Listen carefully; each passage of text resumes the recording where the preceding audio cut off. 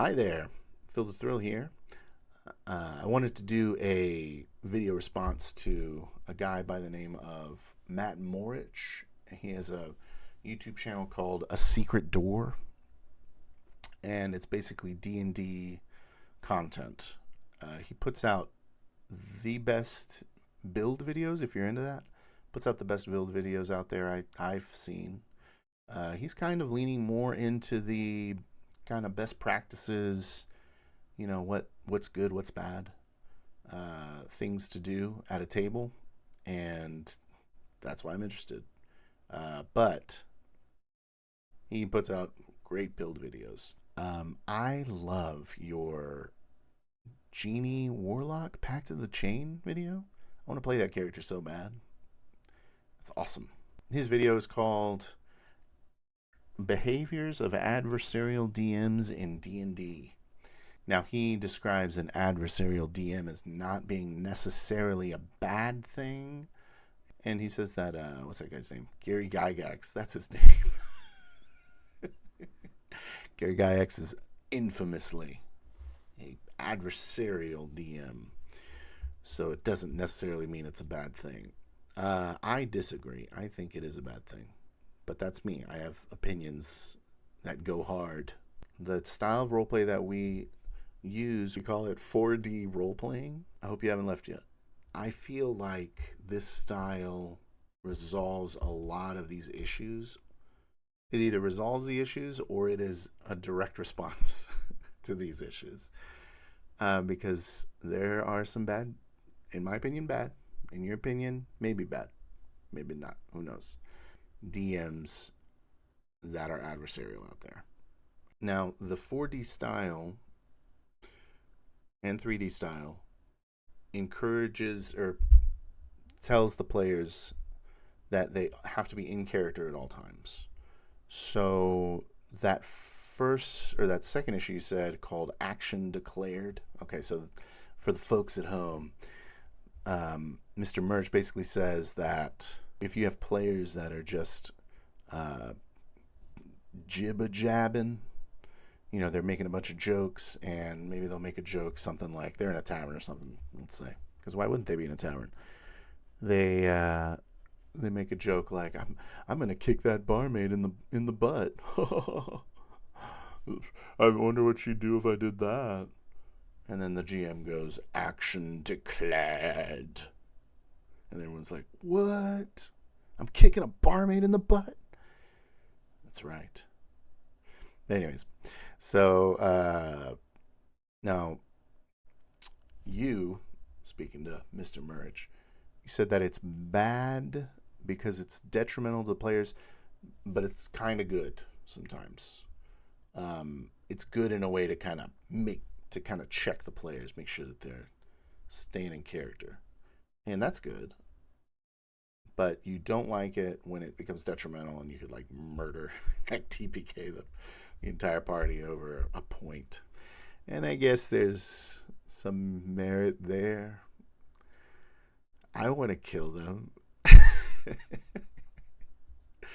But this is kind of the first thing that 4D resolves. Okay. There's an understanding going into the game that we call social contract, where you make it very clear to all the players that are at the table that you're not supposed to be breaking character.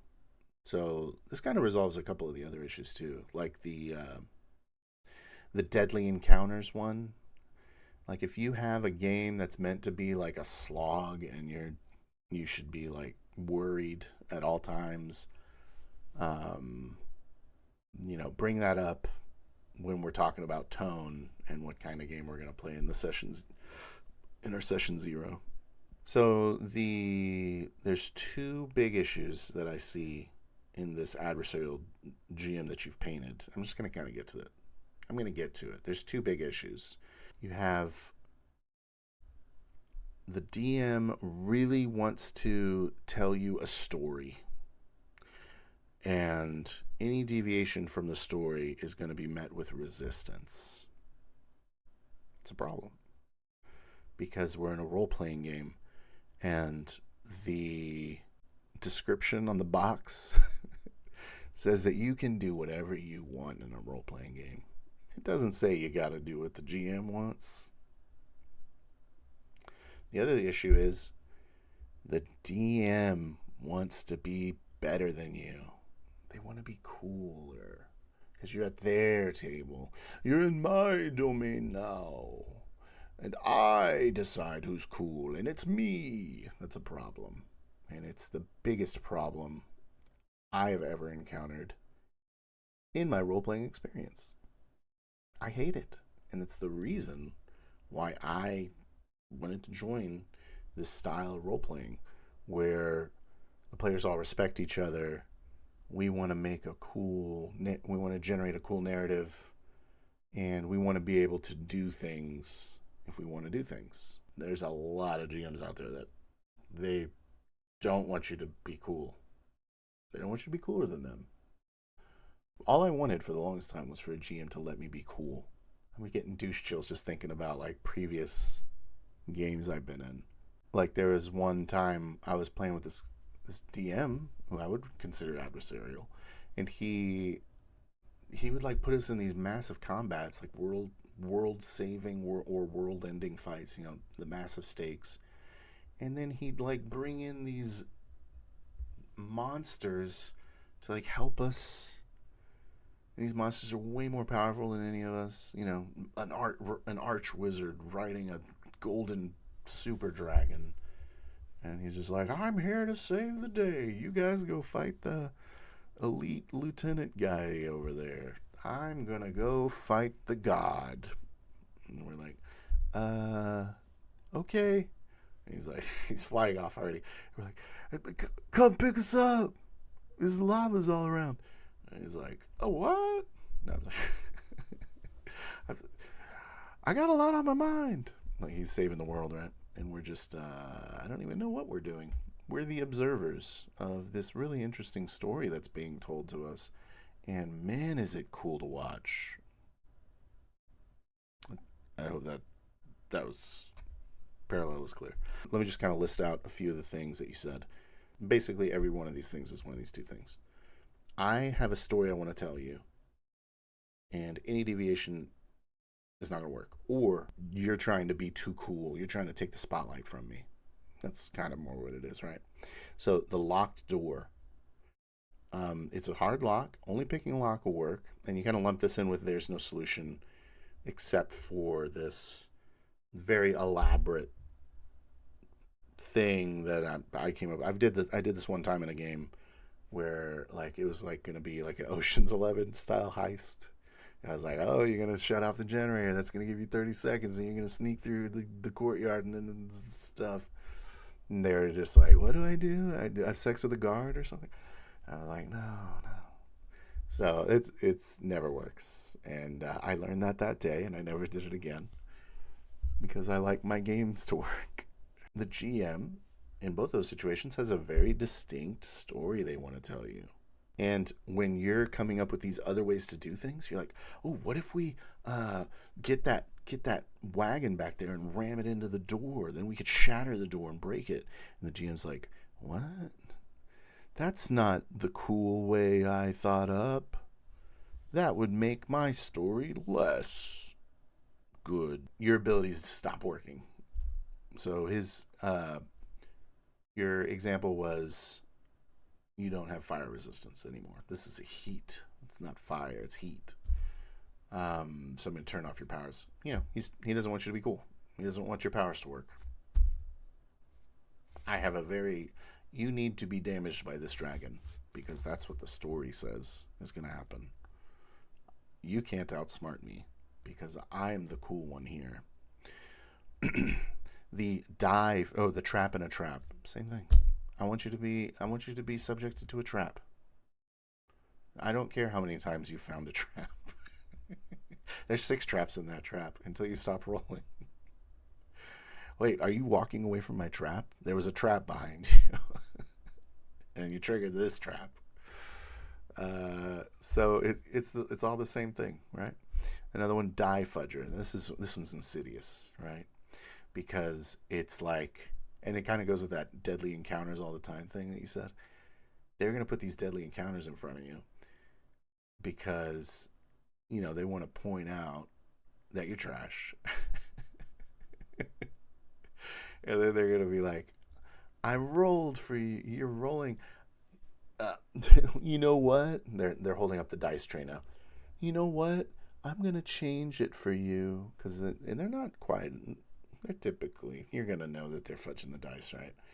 I'm going to change it for you because there's a story I want to tell. And you're not cool enough to actually experience it without my help. So just so you know, you're terrible. My story's awesome. All right, so moving on. Rewriting characters. I mean, is there a better example? It's like, your character would be a lot cooler if it fed in my story. Let me rewrite it real quick. Uh, it's like every one of those things is the same thing. These DMs, it's fine. So I'm a 4D role player. One of the things is that GMs are reactive to players. Okay? Now you might be saying, yeah, of course, any good GM is going to tell you what happens when you do a thing. But not this guy. This guy knows what you're going to do. And you better do it or else. So a GM that's reactive doesn't have anything really, I'm just going to say it, prepared. You can do whatever you want. And the GM reacts to the players that are proactive. So this kind of leads me to the last thing you said. That's like, you kind of have this like reverence for game masters. I'm sorry, I'm like looking at my notes. You have this reverence for game masters because they put so much time and effort into what they're doing. And I think you said something like that. It takes a lot of work. I'm not laughing at you. I'm laughing at how little work I put in to being a GM. I do nothing. The players are putting in way more work than me because they need short-term goals, they need long-term goals. They need to kind of develop a personality. They got to make a character. I don't have to do that either. I don't really do anything. I come up with a theme, and I come up with a setting, and by that I mean like we're in the future. And honestly, a lot of this stuff, the theme and the setting and stuff, it's all like collaborative. Like we'll have a discussion about it in our session 0. So I'm not really even doing that. But I'm a creative guy, so when we're talking about it, I'll come up with ideas and we'll flesh it out. But it's all together. The last one I wanted to talk about that you said was the player doesn't remember, then you don't remember. Now this is more me pondering. I'm pondering right now. Something that struck me that you said, Mr. Morich, is that the players, they only receive information auditorily, whereas the characters in the game world are using all 5 of their senses to perceive the world. So the adversarial DM will say, if you don't remember, then your character doesn't remember. But I wonder if the immersive style that we advocate for, like the goal is for me to take on the role and role play as this character, right? So I wonder if, because when I'm in it, when I'm in the butter zone, as I call it, the butter zone, it feels like I am perceiving as the character and I'm like working, as long as the communication's good. If I'm in there, then it's like I can imagine senses. I can imagine the sense of heat. I can imagine the smell of a pie, or I can taste the ale. I can feel the stab of a sword, you know. And I wonder if that helps you, that focus, it can't hurt remembering stuff. That's all I got, man. I really like your videos, and if you ever have an evening to kill, and you're up for trying out a new style of role-playing, we do one-shots. I don't care who's in a one-shot. Thanks for watching. I hope you'll have an excellent evening and morning. And God bless.